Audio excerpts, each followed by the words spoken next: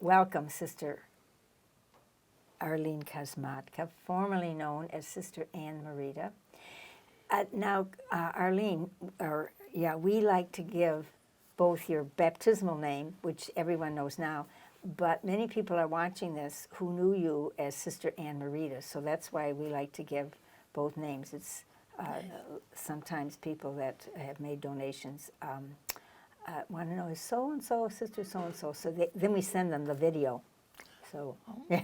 Okay. Yeah, and let your family know that you're not going to be on YouTube as well, adriandominicans.org, or just the Adrian Dominicans, and have them put your name in on YouTube. So thank you for, this has been long in the coming, so I invite you to begin. People like to know a little bit about your background, your parents, your upbringing, your siblings, the home life, what it was like, because we really began, and that's where our spirituality began too. So if you'd start off with that, and then your high schools and how you got interested or felt called to the Adrian Dominican. So the floor is yours. Thank you. It's good to be here at last. And I was born and raised in Detroit, Michigan. But my parents were born and raised in North Dakota. And my grandparents were homesteaders. And so they were farmers, and farming was what my grandparents and parents kind of did to get started. But my parents met and married in Detroit, near Hamtramck, I think. And I was born there. My sister Dolores was born 2 years ahead of me. My brother Ron was 7 years younger than I am. They are both deceased now, but we grew up together, and we grew up in a wonderful neighborhood. So when you say kind of what was your ambience, our neighborhood and our neighbors, we were like one big family on the block. And that's the way it was at that time. Oh, and didn't you find the front porch was the community of the neighborhood? Yeah. People and the punishment in our house was to be delegated and confined to the front porch because you couldn't get off the front porch. But people would pass, and we lived right by a stop sign. So the cars would pass and stop and wave, and we were near two fields. And one was 17 tennis courts, a community center, a place for children, even a duck pond, and the other one was a high school. And it had fields, playing fields, with lights for night games, baseball, whatever was out there. So our life was so filled with people and just healthy places. So that was my start. We belonged to a parish called St. Augustine's. That's where I went to grade school. We all did. My sister and brother did also. And that was a school from where the Adrian Dominicans taught. So that's how I first got acquainted with Adrian Dominican. Tell me a little bit about your parents. My parents, I have no idea how they met. But that's fine. Yeah, I think what happened is my mother was a teacher in North Dakota, in a one-room schoolhouse. Because she graduated from high school and became a teacher at that point. My dad he lost his mother when he was 7, and he was sent to work on the farms, and that's why he never wanted to go to the farms, because it was a hard journey for him. Lived in a little house. People would bring him food or not bring him food, etc., because it was just, I can't imagine. I never saw that house. But he came from a family. When his mother died, I think they were 11, and I think his dad married again. They were 17 altogether. Oh, my word. So he was in that mix, but he was of the original mother. There were 3 boys and my Aunt Isabel. One girl came. So when they met and married, they were both factory workers because that's where they could get the job. And my dad, I think, only went up to 6th grade. My mother, as I said, taught. But they both worked in the factory, and we were sent really to the best of the best because we went to St. Augustine's all the way through. But we also then, my sister and I went to Dominican high school. Oh, St. Augustine, did they have a high school? No, they Okay. did later, and I'll bring that point in. But we went to St. Augustine's, and my sister 2 years before myself, went to Dominican, and then I followed her 2 years later. And that was from the beginning of the bus line to the end of the bus line to get there. Okay. So we rode this one bus and had wonderful times because as kids got on, again, it was neighborhood, family, right. people you knew. It wasn't a quiet bus, I don't think, ever. And so that was, and it's a little bit about the difference between my sister and I. My sister was very outgoing, extrovert. And at Dominican, she was voted social life chairman as a senior. Oh, my. I, more quiet, more shy, more reserved. I was the prefect of the sodality there, Okay. which was the whole school meeting twice a month, once or twice a month, and connected with spirituality. Right. Interesting, isn't Yeah, it? connected with spirituality. My brother went to Central Catholic, I think, whichever one was for the boys. I don't think it's still there now, but he went to a Catholic school. So to keep us all in school, my parents worked. Expensive Yeah, tuition. yeah. Never what it is today, but at that time it was very expensive. And no car until I left for my during my senior year, we got a car. So our transportation, no Ubers, no what we have today, that Ubers. Oh, yeah. Taxi. We did use a taxi. We did use neighbors, because neighbors who had cars, and public transportation when we could. Yeah, we all took Because it was buses. real popular then and much more. So And so you went to Dominican. I went to Dominican, and probably the key factor in my vocation, when I was a junior, we had a bus strike. And so I'm at the beginning of the bus line, if you can remember. So they created a boarding school in the gym. And we stayed there at Dominican during the week and went home for weekends if we could get a ride. I never knew that story about Dominican. Yeah, and our cots were all along the wall at the gym, and That's fascinating. It is. We prayed with the nuns, not the office and things, but like the rosary and things were familiar. We had a study period. We had a recreation period. And Where'd you eat? Oh, where did we eat? They probably brought I it in. think in the dining room, our dining room, because there were enough of us. We didn't eat with the nuns. Okay, so No. that's right. We had a big dining room. at Yeah, Dominican. there. But in the evening when we had recreation, we played baseball with them. We just had a ball. We had picnics out in the And back. how long did this last? That's what I was trying to recall, but it could have been a couple months. Okay. A couple months. Okay.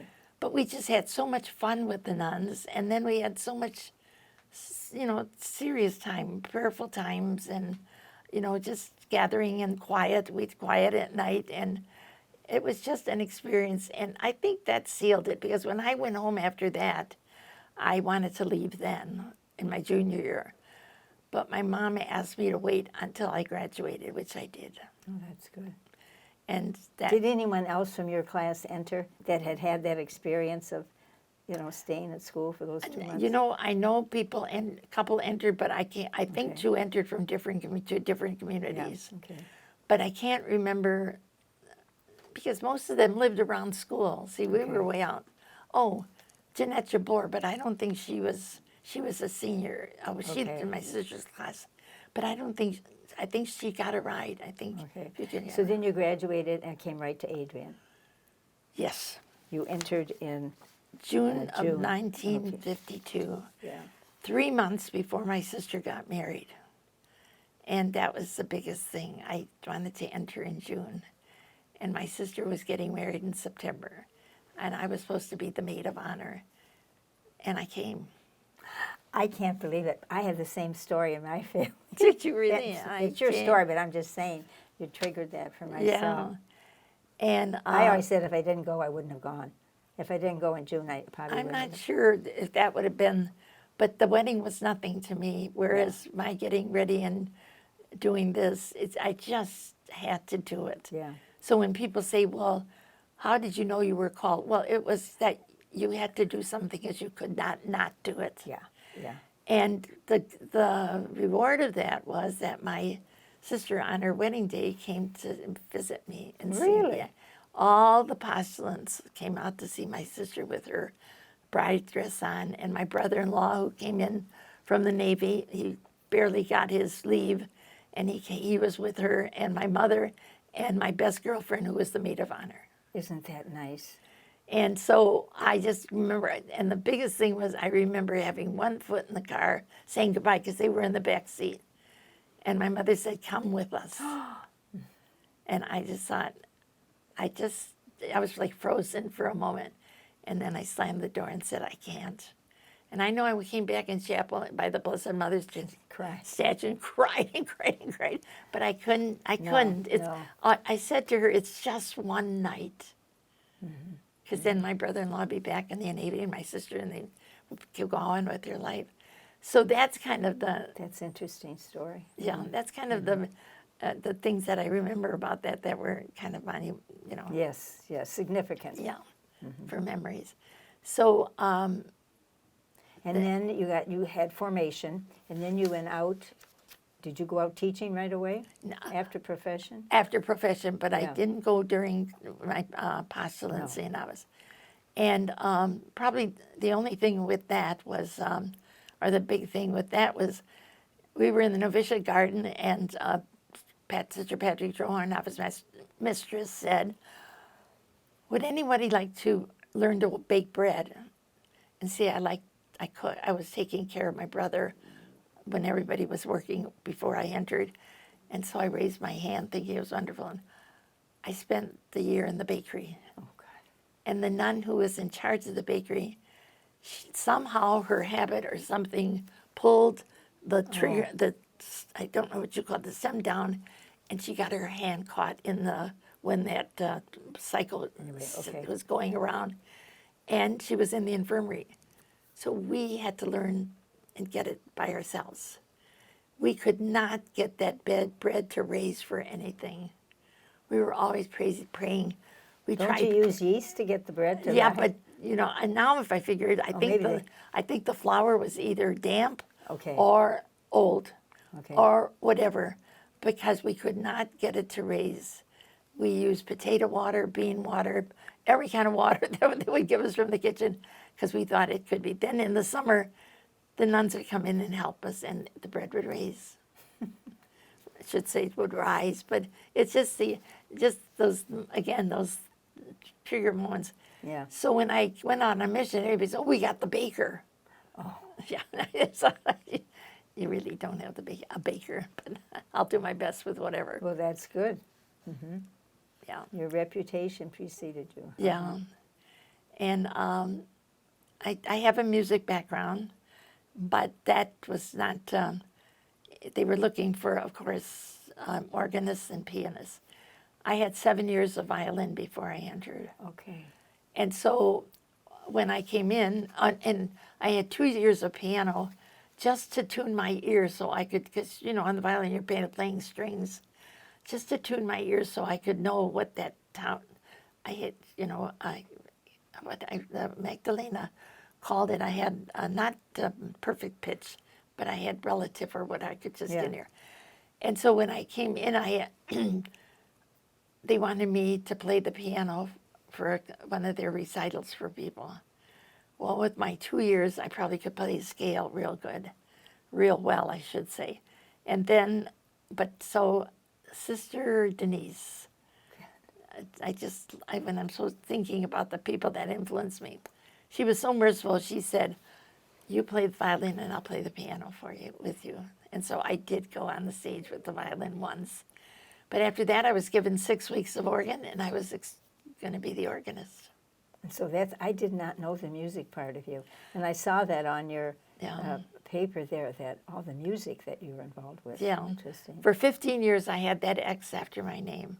Oh, that's Wherever it took me and however it went. But very soon, it got removed because I got a degree in music appreciation, but not in music performance. There's a big difference. Okay. So you moved on and you did some teaching and you probably taught music a lot at A little bit, yeah. giving piano lessons. Yes, To all get that. extra money in the Yes. convent. Yeah. That all that is, that. yes. Yeah. Then I was 13 years in Florida. I was at Little Flower in Hollywood, Uh-huh. and the walls were coming in on me, and so I decided I was going to leave teaching and go and see what else I could do. Oh, okay. So I left teaching, and I just kind of meandered around. My Humana Vitae looks like yay long, but it's because I was searching and I was also experiencing the different things that could be done.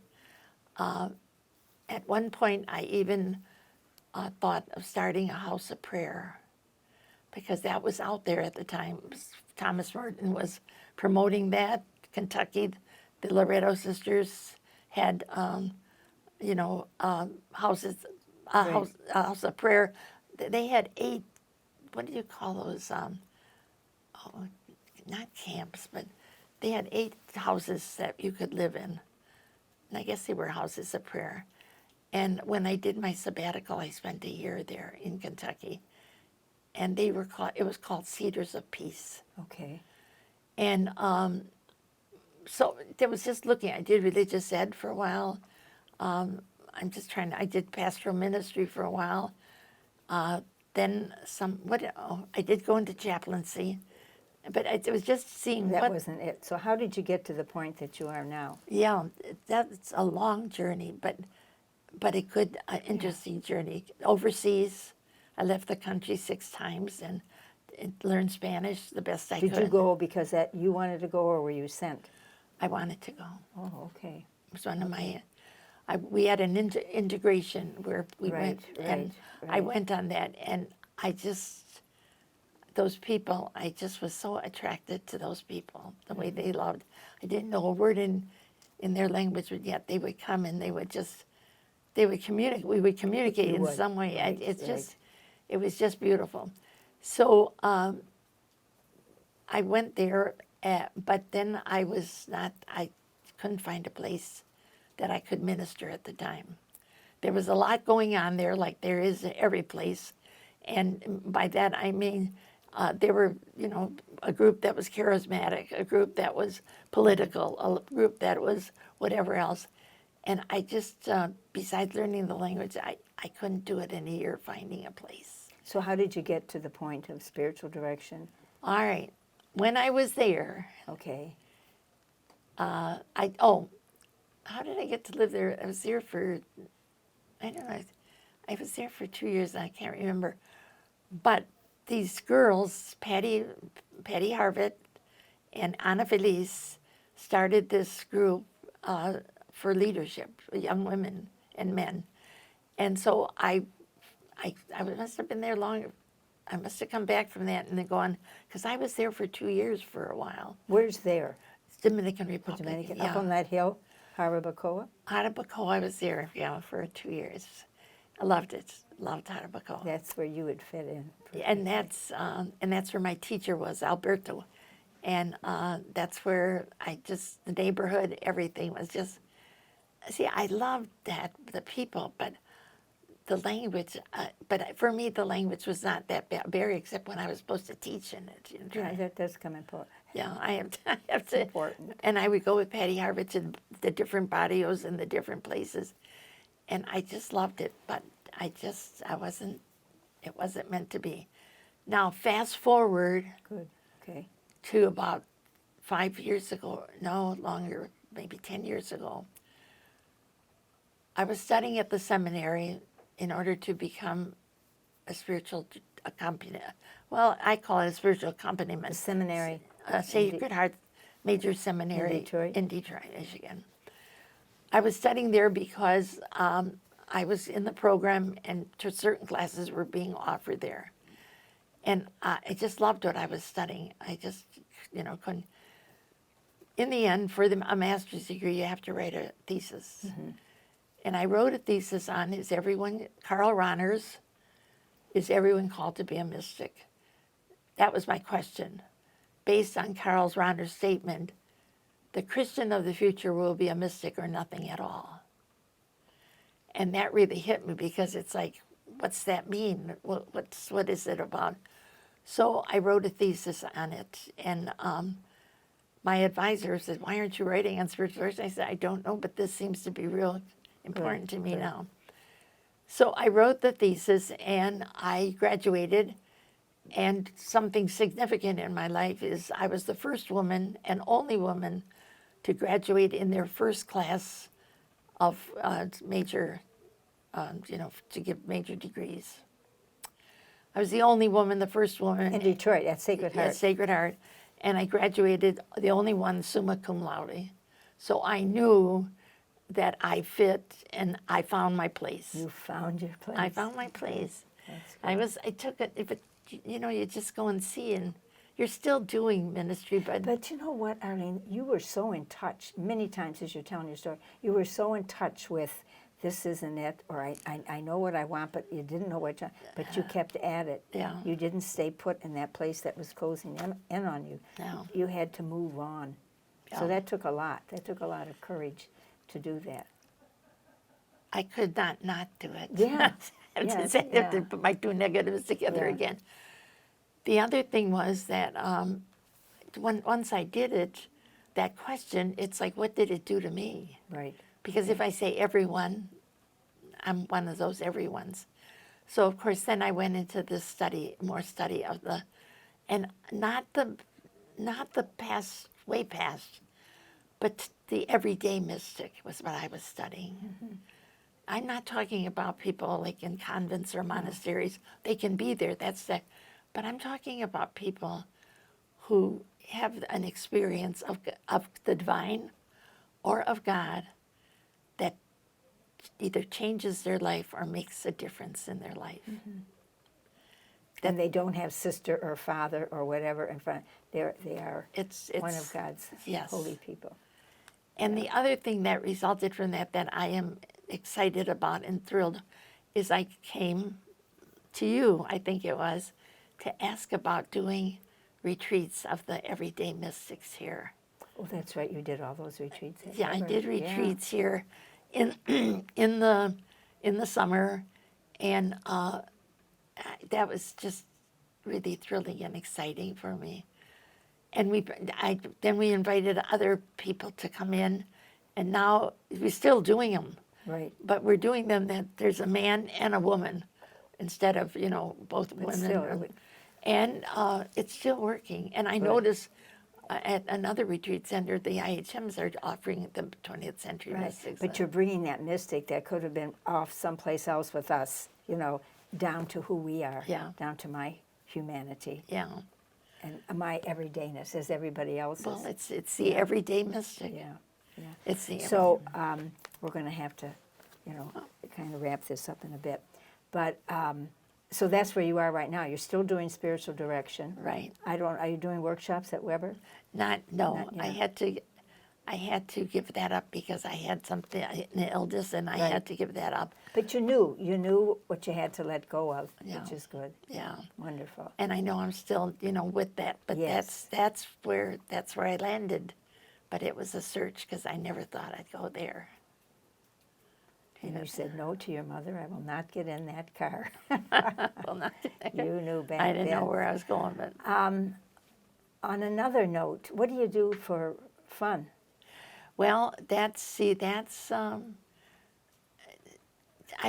in a way, I have to say that study for me is fun. I know Okay. that sounds Well, a little that's- weird, but the thing is that when I am studying about these people and getting to know them and bring them kind of into the family Right. of everyday mystics, that's kind of fun. I read. I like to read. Okay. Novels, whatever. Well, you do read. No mysteries, but anything but mysteries. Who's your favorite author? Well- not a holy one. No, not a holy one, but I like Jodi Picoult. Oh, yeah. And I just read a book now, and I never heard of this author, and she is wonderful. Have you ever read a book and finished it and wanted to start it all over again and read it again. No, I'd go to the person's next book. No, well, that's what I'm trying to find because Yeah. I've never, and I can't even remember her name because she's a so-called nobody, popular. She's probably a mystic. We are all, we are all called. Mystics, yeah. We are all called. Yeah. That's the big question because, somebody said, well, you mean I'm a mystic? Yeah. But you're free to answer yes or no. So I don't want to be that. Okay, so you know how to pull back. You know when it's time to step aside, not pull back, but step aside and continue what you can get energy. You have energy for. Yeah. Yeah. Yeah, I'm working on that because I had an illness. And so for 2 years, for 1 year, I was kind of off my feet and at the infirmary. And now this year, I'm living at the apartments. Good. And I'm getting my energies and things are coming back. And the more energies I get, the more the things that I recall, like even doing this, it has me want to get going. But Keep yourself. then I have to, I'm learning to rest, but resting isn't fun yet. I mean, I know it's good for me in pausing, as they say, Yeah. but I know that I just have to find something. Some people say, well, their cat or their dog. I'm listening to what people do for fun, and I'm asking people myself. That's my study also. Okay. What do you do for fun? Some people like exercise. For me, exercise got me well. Good. So it's good. a thing I do. Doing a workshop can be fun when I'm getting to know the people and see them awakening. Right. Awakening to who are you? Who really are you? Yeah. And you're able to do that so well because you've been through that. Yeah, You've in a way. experienced that. Especially with this illness and with what happened to myself. Yeah. And What's your favorite scripture? I know you're going to maybe. Just a little bit. We All have right, to I'm sum going up. to, because I'm writing my autobiography, and I was looking for a theme, and I'm looking, and so every time I finish centering prayer, which I try to do in the mornings, I end the prayer with this quote, "Glory be to you, whose power," and I put of love, "is working in me." Is working infinitely more than I can imagine. Than I can think or imagine. Glory be to you, whose power of love working in me can do infinitely more than I can ask, or imagine. So my theme for my autobiography is infinitely more. Wow. Because I was looking all over. I was going and asking, looking at this and thinking, what can I say? As I'm writing my autobiography, I'll finish a paragraph or something, and then I realize infinitely more than I imagined. Beautiful. Yeah. Beautiful. Is there anything else you want to tell us or share with us quickly? We're kind of. Are we? Well, we can do that for part 2. Oh, are we doing part 2? Oh, God, Ellen. No. What was I writing? I don't want you going to bed tonight and saying, "Oh, I wish I had said A, B, and C." Yeah, but I had that on. That's okay. That's okay. I was That's going to okay. look at my notes. That's okay. What was said was what was supposed to be said. So thank you. Thank you welcome. very much. You have graced us and blessed us so much by your presence with us. And tell your mother thank you. I know she's someplace else right now. And just thank you for your generous way that you share who you are and the depths of who you are with so many of us. You are a blessing, and we're grateful that you took the time to share your story with us.